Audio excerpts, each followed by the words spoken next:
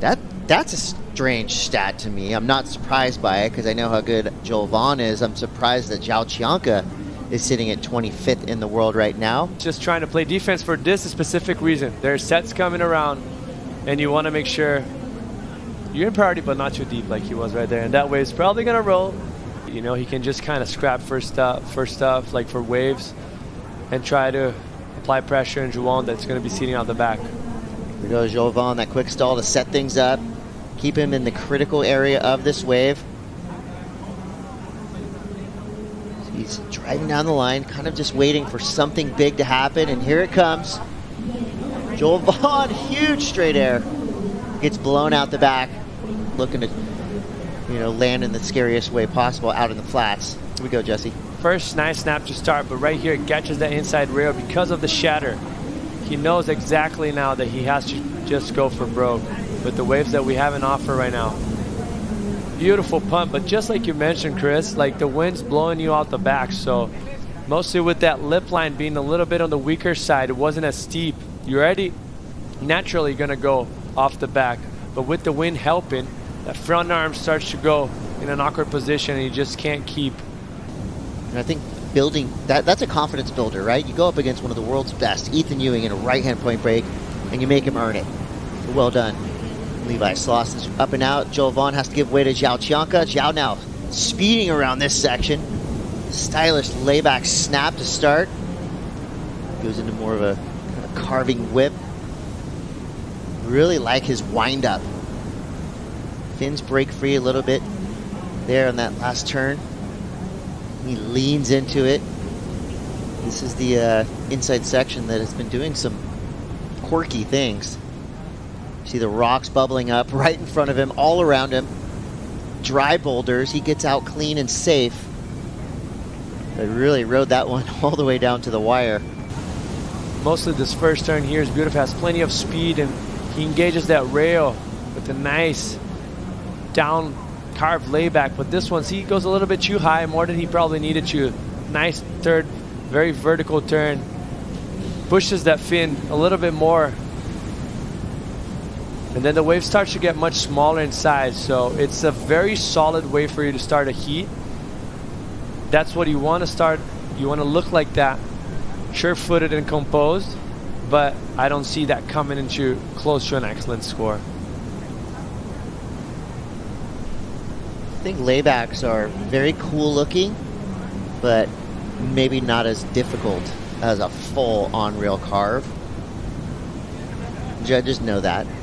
I know judges throw some mean layback snaps, you know, in free surf. So they know, you know, which turns are more difficult and where you're doing more turns. You're not going to fool them. GWM Aussie treble is right around the corner. Cannot wait to see what happens.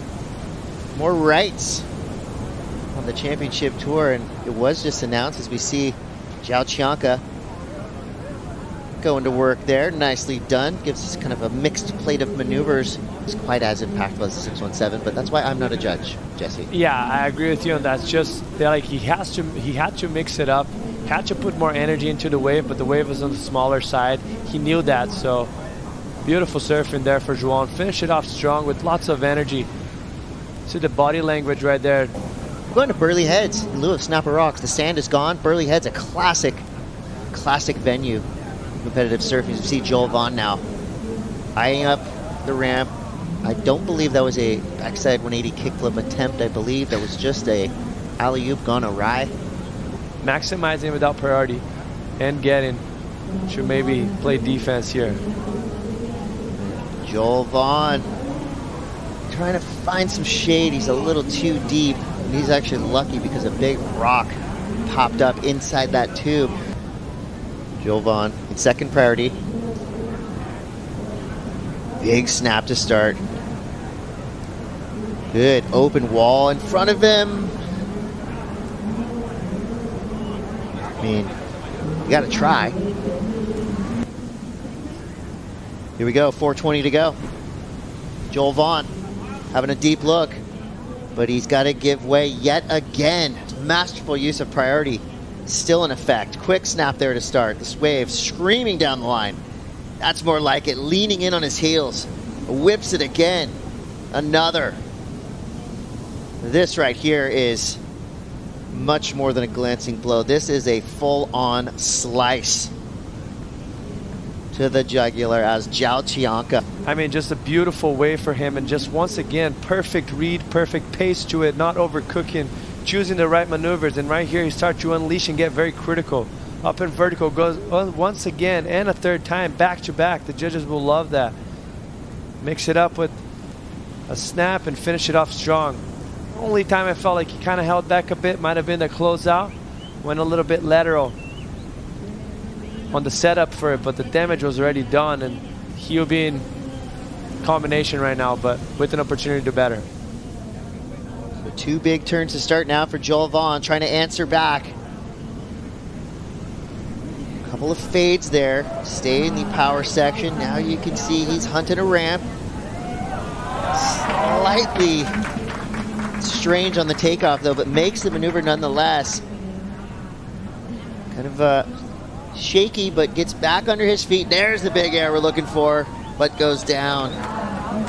Put it like composed, like this is the best wave of the heat, no doubt about it. First turn was beautiful right here. Not her second turn with more board. And not an easy thing to do. I think he was also, Chris, just on the back of his mind that he needed something of substance of a 9-point ride. So he was probably trying to go bigger than expected, but that wave kind of died down on him, and he had to force because he had committed already to the blow tail. Well, he definitely made it interesting as Joao Chianca now blasts one on his victory lap. Watch out for those rocks. Do not damage that board. It looks like a gem. So at the end of it, J.Vaughan comes back swinging at the end, but it's not enough. Joao Chianca gets the win.